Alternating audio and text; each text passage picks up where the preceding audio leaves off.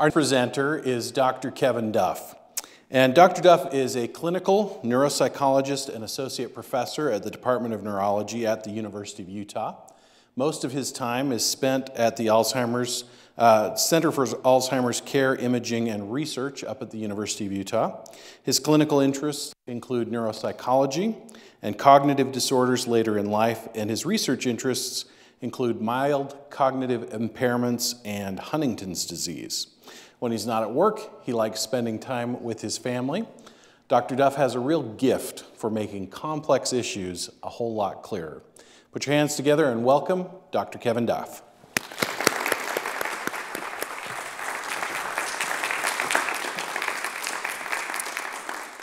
Thank you very much for coming out, and thank you for inviting me today. So what I wanted to talk about were some tips for improving brain health later on in life. So I'll start by sort of framing the problem a little bit, and some of you may be aware of this problem already, is that as we get older, we do see changes in people's brains, not only in its size and shape, but also in its functioning. And just to sort of describe that a little more in depth, I had a few examples. So one way we measure brain health is with an MRI scan, which is a brain scan that looks at the size of different structures of the brain. So this is an example of an MRI scan, and this little section right here in red is a structure we call the hippocampus. The hippocampus is one of the structures in the brain that we know is really involved in memory. Whenever we learn new things or remember things, it in some way involves the hippocampus. One of the things that we notice is that as we get older, the size of the hippocampus tends to shrink or get smaller. This is a normal, natural change. So on this graph here, along the bottom, I have decades of life from younger to older, and along the side, I have the size of the hippocampus from smaller up to larger. And you'll notice that as we get older, the size of the hippocampus tends to get smaller. And I could put up many other brain structures, and they all show the same pattern, that as we get older, normally, naturally, different parts of the brain get smaller. So that's one of the changes that we see in brain health as we get older. Another change that we see is that the brain tends to be less active as we get older. Another way that we measure brain health is through the use of a PET scan. A PET scan is another type of brain scan that looks at the amount of sugar or glucose that's taken up in the brain when we think. Now, these are examples of PET scans. Again, looking for individuals younger to older decades of life.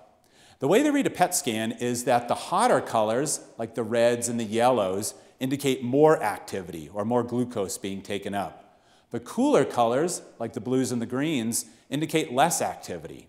You don't need to be a doctor to read these PET scans that in the younger individuals, like 20s and 30s, we see more of the hotter colors, and in the older individuals, we see more of the cooler colors. So as we get older, one of the normal changes that happens is the brain is less active. Now, this doesn't mean that older adults can't activate their brains when they want to. It's just that in a normal resting state, their brains tend not to be as active as younger adults.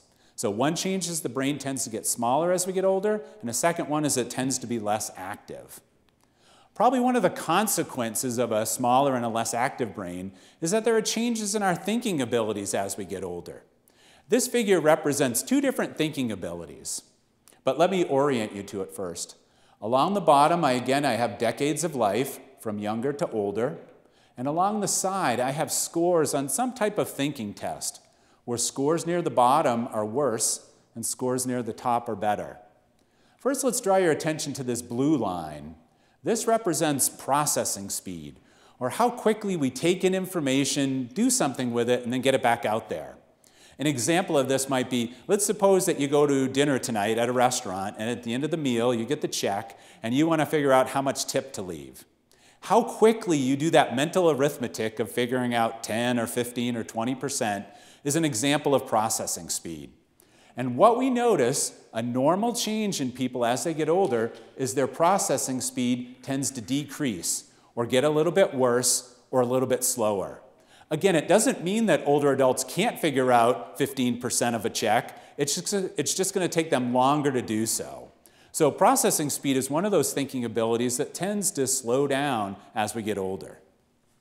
The second line up here, the one in red, represents memory. And hopefully this is memory the same way that you think about it. It's your ability to remember a list of things that you want to get at the grocery store. It's your ability to remember where you parked your car when you went to the grocery store.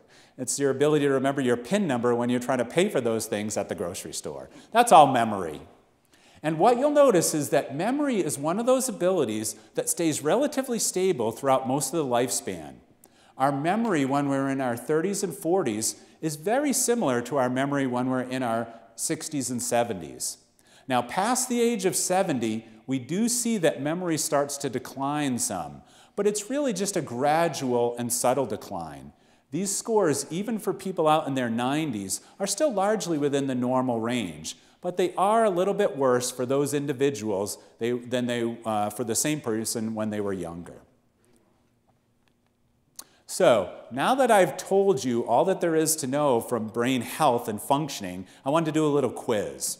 So what I'm going to do is I'm going to put up some examples of some things that people sometimes complain about with their memory, and you let me know if you think this is a normal change, something that we expect to happen, or if it's an abnormal change, the sign of a problem developing. Just feel free to shout out your answers. So the first one, making a list for the grocery store, is that normal or abnormal? Normal, sure. I think if you have to remember more than 3 or 4 things, making a list is a very normal thing. How about getting lost in a familiar place, like your own neighborhood? Abnormal, yeah. I think getting lost in some place that you know well is definitely often the sign of a problem developing. You're doing well. How about forgetting what you had for breakfast? Ooh. So I heard some normals and some abnormals. So let's suppose that you're the kind of person that has the same bowl of cornflakes, the same glass of juice, the same piece of toast, 365 days a year, nothing unusual about this one. I ask you what you had for breakfast and you temporarily forget. That's probably not a sign of a problem. But let's suppose today was a special day, that you went out for a special breakfast to a special restaurant with a special relative, and I asked you, what'd you have for breakfast? If you don't remember that instance, I might be a little more concerned. So for some of these examples, it may really depend on the situation. How about forgetting to eat breakfast? Now, this isn't because you didn't have time or you're in a hurry or you're trying to lose weight, but let's say you just plumb forgot to eat breakfast. Normal or abnormal? It really can be a sign of abnormality. In fact, in patients who are starting to develop significant cognitive problems, especially those that live alone, one of the early indicators that there's a problem developing is they start losing weight. And it's either because they're forgetting how to prepare meals or they're forgetting to eat them. So this can be the sign of a problem. How about trouble thinking of the word that you want to use? Normal or abnormal? They all laugh as if, oh, please let it be normal. Since I'll probably forget a couple of words or stumble over them while I'm up here, and by definition what I do is normal, yes, this can be a very normal occurrence that doesn't really interfere with day-to-day life. How about walking into a room and forgetting why? Normal or abnormal? Again, please let it be normal. Yes, I think that we all have that instance. I find that it happens more when I walk down a flight of stairs, like into the basement, that I seem to forget what I wanted. And walking back up the flight of stairs must get blood to my brain, so I remember what I need, and then I need to go back down. But again, a very normal occurrence. How about misplacing glasses? Normal or abnormal? Very normal, she says. Yeah, I think common everyday objects like glasses or keys or your wallet, very normal to temporarily misplace them. In fact, from working with patients, I realize there are 3 places you should look for your glasses before determining they're actually lost. 1 is they may be on top of your head. 2 is on a chain around your neck. And 3, you may actually be looking through them, but you just need a new prescription. If it's not one of those 3 spots, they may be lost. How about repeating yourself within the same conversation, normal or not? So the way that I typically judge this one is the amount of time that passes between when somebody tells me something and when they repeat it. If you tell me a story today and then see me later this week and repeat that same story, I'm not likely to be concerned about that. But if you tell me a story, then 10 or 15 minutes later, not realizing that you've told it to me already, repeat that same story, I'm more likely to be concerned. How about forgetting where you parked your car? So, again, this one may depend. I think what often happens with people who forget where they park their car is they really weren't paying attention to some of the landmarks. And so it tends to be more of an attention problem than a memory problem per se. How about not recognizing family members? Problem or not? Yeah, so this is another more clear one, that if you don't recognize people that you see on a regular basis, be they family or close friends or neighbors, can be the sign of a problem. And how about burning a pot on the stove because you forgot about it? Normal or not? When I evaluate patients, I give everybody one gimme or mulligan on this one, because I think anybody can have the occurrence where they put a pot on the stove and they get, somebody comes to the door or the phone rings or they get engrossed in a newspaper article and all of a sudden it's boiling over. But if it starts happening with any regularity, we do start to become concerned about it because it can be a safety problem. So y'all did very well on that. But I would like to transition to, I think, some of the more take-home messages. That is, some of the solutions to these changes in our brain health and functioning. Things that you can do on a day-to-day basis to either maintain or even improve some of your thinking abilities. So the first one, take a walk. Not right now and not literally, but at some point. There's a lot of research out there to show that physical exercise is good for brain health. This is just one study that was done looking at 120 older adults who were all healthy at the beginning, thinking fine, and they were randomly put into one of two groups. One group, represented by this red line, were put in what we call a non-aerobic exercise control group. So what they were asked to do for 40 minutes a day, every day, were some simple stretching exercises. The second group, represented by the blue line, was put in the aerobic exercise group, where for 40 minutes a day, every day, they were asked to walk. So not a particularly strenuous exercise, but one that got the heart rate moving more. At the beginning of the study, everybody got a brain scan, an MRI scan, that in particular were looking at those structures, the hippocampus, that's involved in memory. And then it repeated that scan at 6 months and at 1 year. And they were looking at, does exercise affect brain health? And you'll notice is that for those people that were in the control group that just did the stretching exercises, across 1 year, their hippocampus actually got smaller. It shrunk by about 1.5%. Now that's a normal amount. Over a year for older individuals, we do expect about that much change in their functioning. But for the other group, the ones that walked 40 minutes a day, their hippocampus actually increased in size. It got about 2% bigger. Now you might say, well, 2%, that doesn't sound like a lot. But when it comes to a small structure like the hippocampus, that's a big deal, especially when we compare it to the difference between what normally happens to that structure in the brain. So even getting out and walking 40 minutes a day can improve brain health. The second thing I recommend is to flex that mental muscle that you have. Let me tell you about a study that was done called the ACTIVE study. It is the largest study that's looked at trying to improve thinking abilities in older adults. It looked at over 2,800 people that were all living out in the community, like yourselves, who were doing fine. They were ages 65 to 94.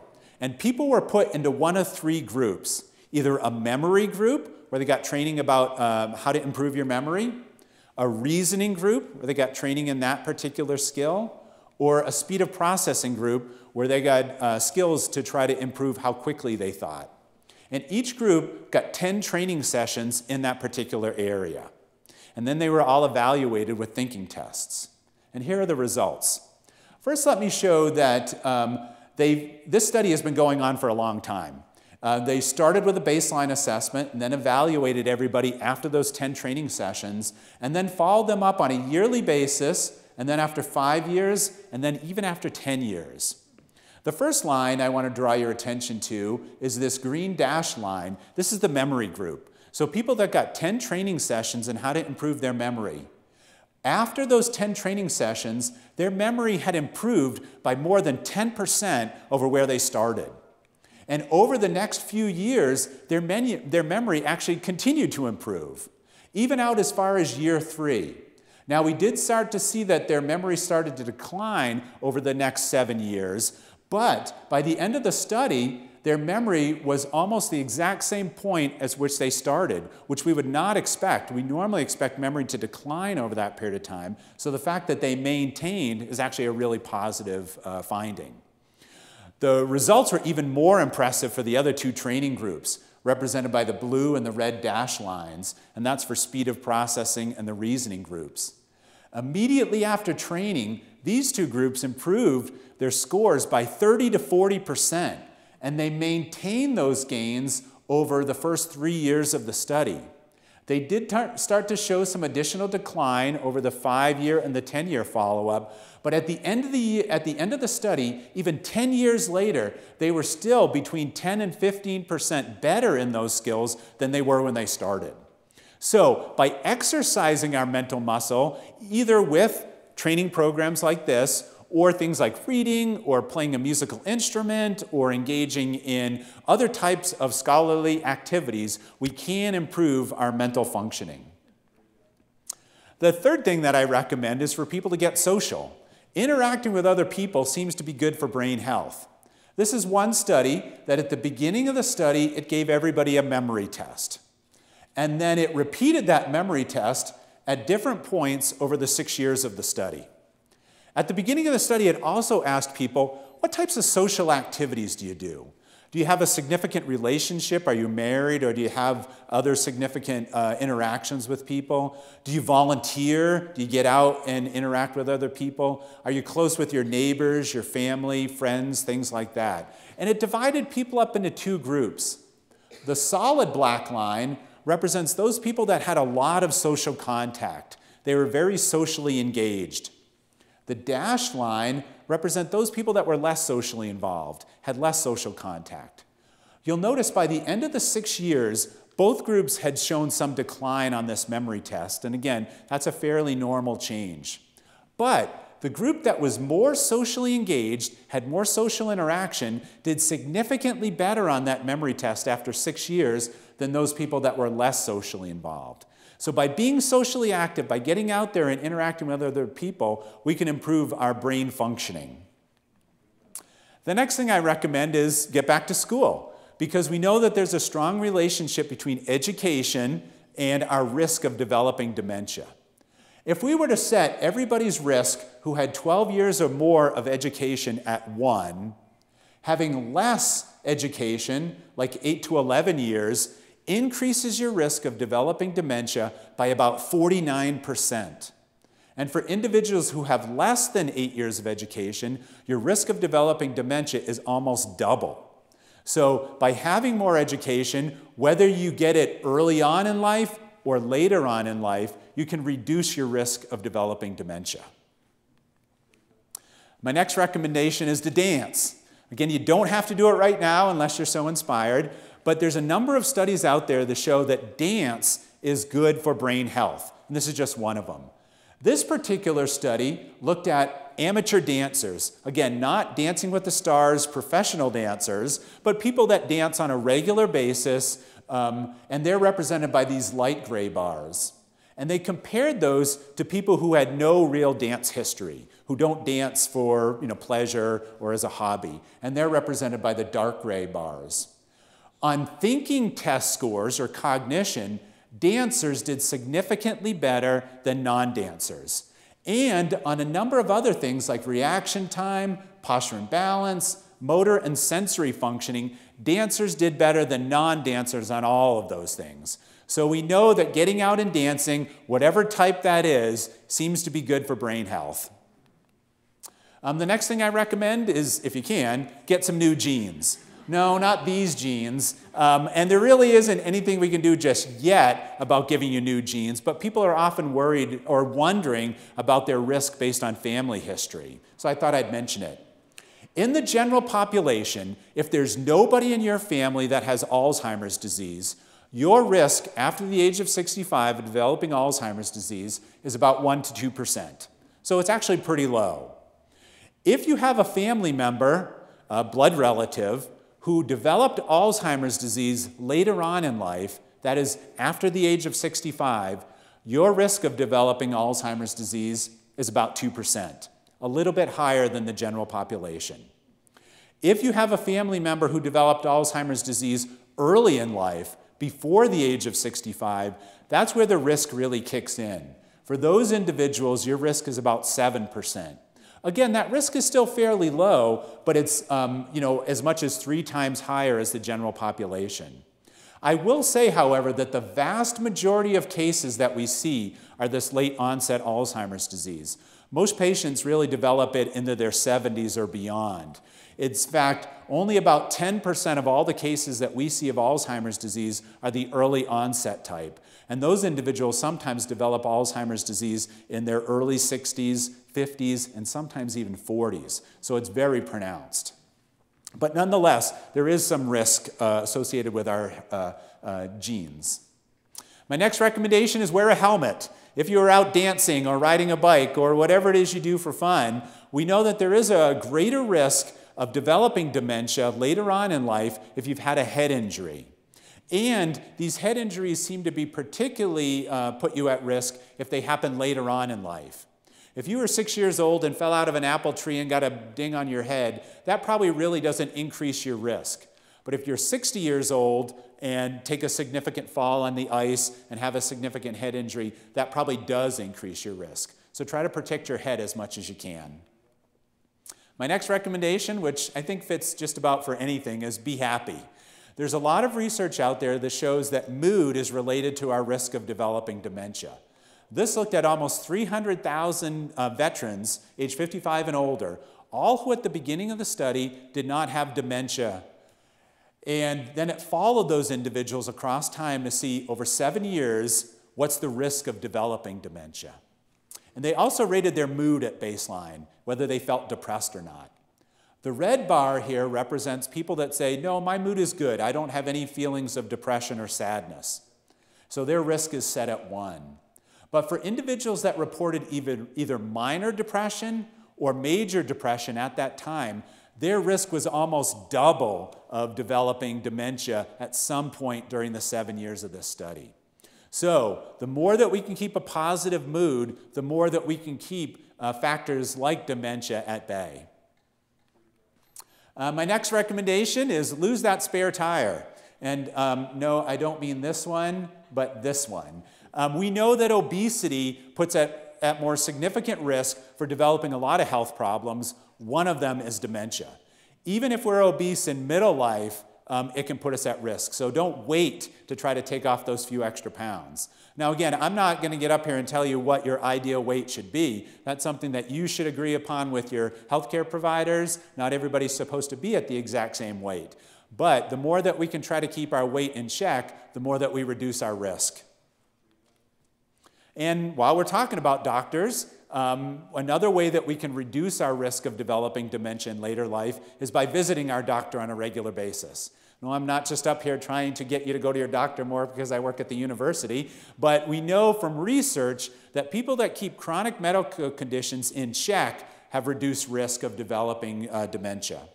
For example, if you have high blood pressure, your risk is 2 to 4 times greater of developing dementia than if you have normal blood pressure. Similarly, if you have diabetes, even adult onset diabetes, your risk of developing dementia is 1.5 to 2.5 times higher than somebody that has normal blood sugars. So working with your doctor to try to keep your chronic medical conditions in check is a good way of reducing your risk. My next recommendation is get a hobby. So this was a study that looked at people and the hobbies that they do or how much time they engage in those hobbies and their risk of developing dementia later on in life. For those people, represented by this green line, who participated in a hobby from 0 to 3 hours per week, their risk was set at 1. But for those people that said they engaged in a hobby between 4 and 6 hours per week, represented by this blue dashed line, by the end of this 6-year study, they had reduced their risk of developing dementia by 20%. And those people that said they had 6 or more hours of a hobby activity each week, they had reduced their risk by the end of the study by almost 60%. So it doesn't matter what the hobby is. It could be stamp collecting, it could be artwork, it could be needlepoint. Whatever the hobby is, the more that you engage in it, the lower your risk of developing conditions like Alzheimer's disease. My next recommendation, more as a warning, beware of snake oil. For any of you who have concerns about your thinking abilities and you've gone on the internet to look for products or you've looked in the back of health magazines, you've probably seen advertisements for these pills that often charge or cost about $19.95 a bottle. And if you order right now, they'll send you 2 bottles. And they promise that if you take these every day, that they'll improve your thinking abilities. Well, for every one that I've looked at, there's been no real strong scientific evidence to say that they help. In fact, if any of these really did work, we'd be prescribing them to all our patients. Every time that they've been looked at in controlled clinical trials, they really haven't shown to be beneficial. So I would prefer that you spend that $19.95 or whatever it is on something that we do have evidence on. So just sort of a cautionary tale for this one. The next thing we recommend is eat well. And eat often, too. We know that proper nutrition is something that's good for a healthy brain. I bet a lot of you have heard about the heart-healthy diet. Heart-healthy diet is one that we know is good for cardiac conditions. And it tends to follow this kind of pattern. We try to reduce the unhealthy fats and cholesterols. We try to choose more low-fat protein options. We try to eat more fruits and vegetables. We try to choose whole grains. And we try to keep salt to a minimum. All of those things that seem to be good for our heart are also good for our head. So a brain-healthy diet would be much the same types of things that we see for a heart-healthy diet.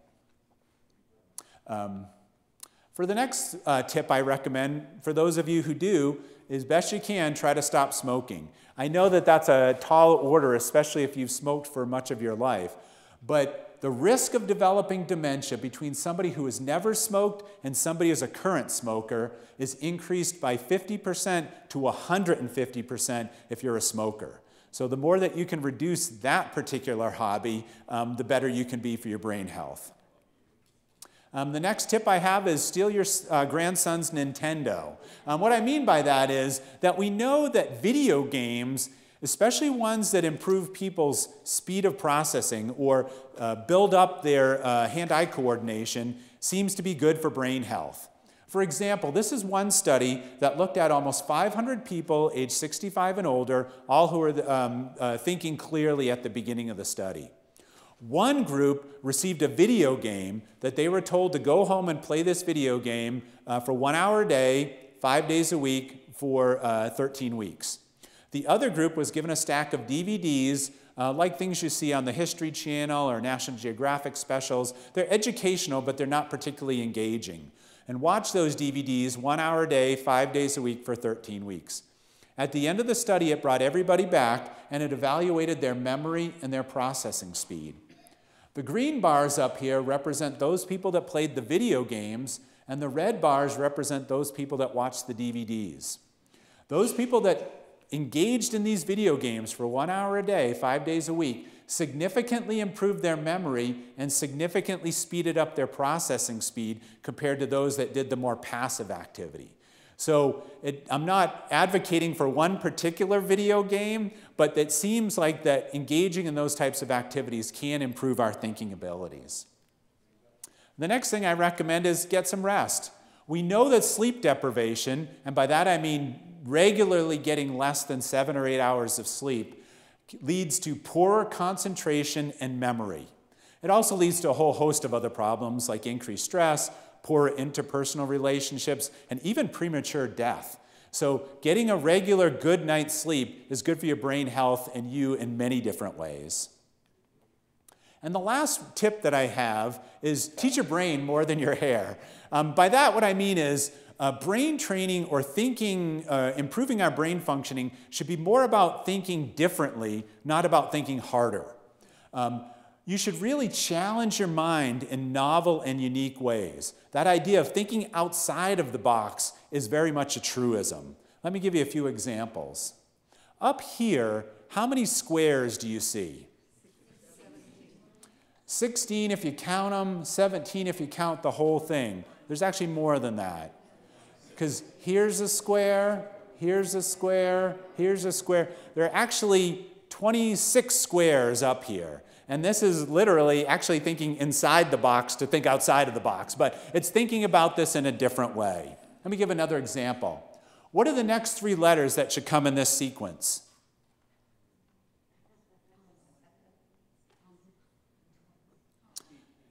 It should be E-N-T. Because this is 1, 2, 3, 4, 5, 6, 7, 8, 9, 10, E-N-T. So again, challenging our mind with puzzles is actually a good way of thinking differently. How about this puzzle? A woman marries 11 men in the space of 10 years. She divorces none of them. None of them die, and she commits no crime. How is this possible? Exactly. She's a priest or minister. So again, thinking differently about how we see problems. I have one last one. Which of these 5 sentences do not belong? Anyone want to take a guess? Will rabbits eat nettles? Why is that doesn't belong? It's a question mark. No, I'm sorry, that's wrong. Well, actually, it is a question mark, so that part is right, but that's not the one that doesn't belong. Badgers always smell sweet. Yes, why? It's different. That's true. So if you take the first letter of every word, the other ones all spell birds, but this one spells a fish. So it is basses always smell sweet, but badgers always smell sweet, but because it spells a fish versus the other. So again, thinking differently. Sort of in conclusion, I just wanted to say that we know that aging affects the brain and its functions in a lot of adverse ways. But it doesn't have to be that way. That there are many things that you can do on a day-to-day basis to improve your brain health and your brain fitness. Although I mentioned more than 10 different ones, they basically fall into 3 different categories. Engage yourself physically, cognitively, and socially. By doing those 3 things, you can really improve your brain function. If you want more information about what I've talked about or the types of things that we're doing in our center at the university, here's our web address, utahmemory.org. There's a lot more information there for you. Thank you very much for your time and your attention. I appreciate it.